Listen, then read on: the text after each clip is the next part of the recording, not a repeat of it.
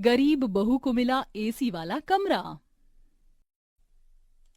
अरे वाह, मेरी तीनों बहुएं मेरे आंगन आ गई। आज तो मैं बहुत ही ज्यादा खुश हूँ। बहुओं, तुम ऐसे ही रहना, मैं अभी बस आरती की थाल लेकर आती हूँ। अरे वाह, मेरी सासू माँ तो आदत से भी बड़ी अच्छी लग रही है। यामिनी अपनी बहुओं को दरवाजे पर खड़ा छोड़कर चली गई। स्वरा सबसे आगे दरवाजे पर खड़ी हुई थी, लेकिन यामिनी के जाते ही बाकी की दोनों बहुओं ने स्वरा को पीछे धकेलना शुरू कर दिया। अगर ये स्वरा भाभी आगे रही तो मेरा गृह प्रवेश बाद में होगा और मेरे फोटोज भी अच्छे नहीं आएंगे। मुझे कैसे भी करके आगे निकलना होगा। भाभी जरा 1 मिनट को आप पीछे आ जाओ। अच्छा ठीक है, लेकिन क्यों? कुछ नहीं, बस मुझे पीछे जरा गर्मी लग रही थी। लक्ष्मी बहाना बनाकर पीछे से आगे आ गई। इसी तरह बड़ी बहू त्रिशा भी पीछे थी। उसने भी लक्ष्मी के बाजू में अपनी जगह बना ली। कुछ ही देर में यामिनी गृह प्रवेश की आरती की थाली ले आई और ये क्या, तुम तीनों ने अपनी जगह क्यों बदल ली? आगे तो स्वरा बहू थी ना, और अब तो वो दिख भी नहीं रही है। माँ जी, बहुएं तो तीनों ही नई नवेली है ना, अब चाहे आगे कोई हो या पीछे, आप तो बस गृह प्रवेश करवाओ। लक्ष्मी की बात सुनकर यामिनी ने भी बात को बस आया गया सा ही कर दिया और तीनों बहुओं का उसने गृह प्रवेश करवाया। लक्ष्मी और त्रिशा का गृह प्रवेश पहले हुआ, जिसकी वजह से उन दोनों ने अंदर आकर सोफे पर अपनी पसंद की जगह चुन ली और स्वरा बाद में आई तो उसे सबसे पीछे बैठना पड़ा। मुझे ऐसे क्यों लग रहा है जैसे कि मेरी दो बहुएं चालाक और ये बीच वाली कुछ भोली सी है। शायद मैं ज्यादा सोच रही हूँ। ऐसे ही एक दिन में मैं ऐसे कैसे सोच सकती हूँ? ऐसे ही एक एक करके बहुओं की रस्में हो गईं। त्रिशा, स्वरा और लक्ष्मी तीनों की ही शादी यामिनी के बेटों से हुई थी। त्रिशा और लक्ष्मी दोनों यामिनी की तरह नॉर्मल मिडिल क्लास परिवार से थी, तो वहीं स्वरा बेहद ही गरीब परिवार से आई हुई थी। स्वरा तीनों बहुओं में सबसे ज्यादा भोली बहू थी और इसकी एक झलक तो गृह प्रवेश के वक्त भी दिखाई दे ही गई थी। ऐसे ही देखते अगला दिन भी आ गया। तीनों बहुओं की आज पहली रसोई होने वाली थी। बहुओं, आज तुम तीनों की पहली रसोई। हमारे घराने में जब भी नई बहू या बहुएं आती हैं तो हमारे घर का रिवाज है कि हम खीर, पूरी, सब्जी और बिरयानी बनवाते हैं। तुम तीनों भी मिलकर यही सब बना दो। खीर, पूरी, सब्जी और बिरयानी, सभी चीजें ही थका देने वाली हैं। एक काम करती हूँ, मैं तो जल्दी से कुछ आसान सा पकाने को बोल देती हूँ। ठीक है माँ जी, तो मैं पूरियां तल दूंगी और मैं सब्जी बना लूंगी। अरे नहीं बहुओं, ऐसे नहीं। तुम अगर एक एक चीज ले लोगी तो फिर स्वरा को 2 चीजें बनानी पड़ेंगी। तुम तीनों मिलकर ही सब कुछ बना लो तो हर चीज पर सभी का हाथ लग जाएगा। अरे माँ जी, आप भी ना सिर्फ पहली रसोई ही तो करनी है। मैं सब्जी बना दूंगी बस। हाँ, और मैं पूरी बना दूंगी। तो ठीक है माँ, मैं खीर और बिरयानी बना दूंगी। स्वरा ने बिरयानी और खीर बनाने की जिम्मेदारी अपने सिर पर ले ली और तीनों बहुएं रसोई में अपनी अपनी पहली रसोई बनाने को पहुंच गईं। जहां से त्रिशा और लक्ष्मी तो पूरी और सब्जी बनाकर काफी जल्दी रसोई से निकल आई, लेकिन स्वरा को वक्त लग गया। हे भगवान, 1 बज गया। आधे घंटे बाद सभी खाना खाने आ जाएंगे और खीर बहुत गर्म है। ये तो ऐसे अच्छी भी नहीं लगेगी। आइडिया, मेरे ससुराल में तो फ्रिज है। मैं बेवजह ही परेशान हो रही हूँ। चल स्वरा, जितने लोग हैं उन सभी के हिस्से की खीर निकालकर फ्रिज में रख दे, ठंडी हो जाएगी।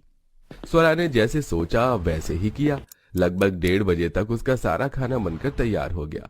उसका ससुर, देवर, जेठ और पति भी खाना खाने को आ चुके थे, तो स्वरा ने ही सबके लिए खाना लगाया और खाना लग जाने के बाद त्रिशा और लक्ष्मी भी टेबल पर ही आकर खड़ी हो गई।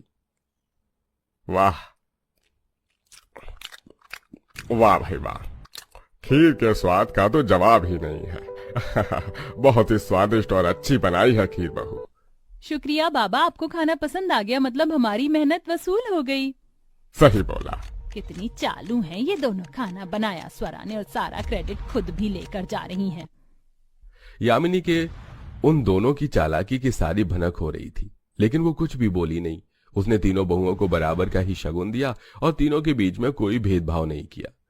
ऐसे ही अब लगभग 1 हफ्ता बीत चुका था। इस 1 हफ्ते में तीनों बहुओं के असली चेहरे निकल चुके थे। ऐसे ही आज के दिन। बहुओं, आज क्या बना रही हो? माँ जी, आज तो हम भरवा करेले बना रहे हैं। भरवा करेले अच्छे हैं, लेकिन आज तो मेरा आलू और छोले की सब्जी खाने का दिल हो रहा था। आलू छोले की सब्जी? अब माँ जी आलू छोले बनाने को बोलेंगी, लेकिन घर में तो आलू है ही नहीं। ऐसा ना हो कि कहीं मुझे लाने पड़ जाए। जल्दी से कोई बहाना बना त्रिशा। माँ जी, अचानक से ही मेरी तो पीठ में बहुत ज्यादा दर्द हो रहा है। मैं कुछ देर को आराम करने जा रही हूँ। एक ही दम से कैसे इतनी तेज दर्द होने लगा। अरे हाँ आलू, मुझे भी कोई बहाना मारना चाहिए। मेरा भी सर दर्द से फटा जा रहा है। माँ जी मैं भी आराम करने जा रही हूँ। त्रिशा और लक्ष्मी दोनों ऐसे बोलकर चली गईं। माँ जी आपका आलू की सब्जी खाने का दिल हो रहा है, मैं बना दूंगी, लेकिन आलू नहीं है तो मैं आलू ले आती हूँ। नहीं रहने दे बहू, मैं तो बस ये देख रही थी कि मेरी कौन सी बहू मेरी फिक्र करती है और वो मुझे पता चल गया। यामिनी की बात को सुनकर स्वरा बस चुप रही। उसको समझ नहीं आ रहा था कि आखिर हो क्या रहा। ऐसे ही एक दिन, अरे ये क्या, मैंने तो सही सब्जी बनाई थी, ये इतनी कम कैसे हो गई? अब क्या करूं? सभी खाना खाने को भी आ गए। काम करती हूँ, पहले सभी को खिलवा देती हूँ, उसके बाद देख लूंगी कि कैसे करना है। स्वरा कम सब्जी को देखकर खुद खाना खाने के लिए नहीं बैठी। सभी खाने की टेबल पर बैठे हुए थे और ऐसे में वो सभी को बिना कुछ जाहिर किए खाना खिलवाने लगी। वहीं जब लक्ष्मी और त्रिशा रसोई में गईं तो उन्हें खाली कुकर दिखा। भाभी कुकर तो खाली है, इसका मतलब जो भी खाना है बस टेबल पर है। चलो जल्दी से खाने चलें, कभी सब कुछ खत्म हो जाए। लक्ष्मी और त्रिशा दोनों को ही अपनी चिंता हुई और वो दोनों बिना घर वालों के बारे में सोचे टेबल पर आकर बैठ गईं। कुछ ही देर में सभी का पेट भर गया और सभी खाना भी खाकर निपट गए। जिसके बाद यामिनी बोली, स्वरा बहू तू भी खा ले, अब सभी खाना खा चुके हैं। नहीं नहीं माँ जी, मुझे भूख नहीं है, आप लोग खा लीजिए, मैं बस पानी पी लूंगी। क्यों, तूने ऐसा क्या खा लिया? वो माँ जी, सुबह सुबह मैंने नाश्ता देर से किया था। बहू तू कितना भी झूठ बोल ले, मैं जानती हूँ कि तू क्यों मना कर रही है खाना खाने को। सब्जी नहीं है ना, मैंने ही कुकर से सब्जी निकाली थी ये देखने को कि कौन सी बहू परिवार के लिए अपनी कुर्बानी दे सकती है। दो ने तो खाना खा लिया, लेकिन तूने पहले सबका पेट भरवाया और यही एक बहू का सबसे बड़ा गुण है। और इसीलिए मैं आज तुझे कुछ देना चाहती हूँ।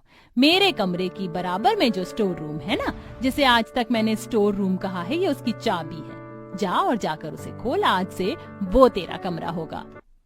यामिनी की बात सुनकर लक्ष्मी और त्रिशा के भी कान खड़े हुए और घर के सभी लोग स्वरा के पीछे गए।